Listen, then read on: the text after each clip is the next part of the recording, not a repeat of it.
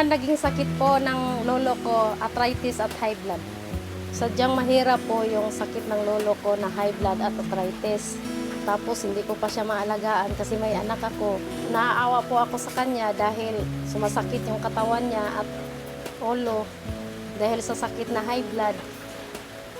Kaya minsan para siyang natutumba. Minsan sinasalo ko na lang siya. Ang ginagawa ko na lang po yung manalangin po sa Panginoon.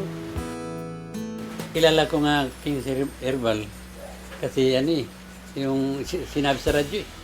Pagka kinabukasan, nagpabili ako ng King Herbal.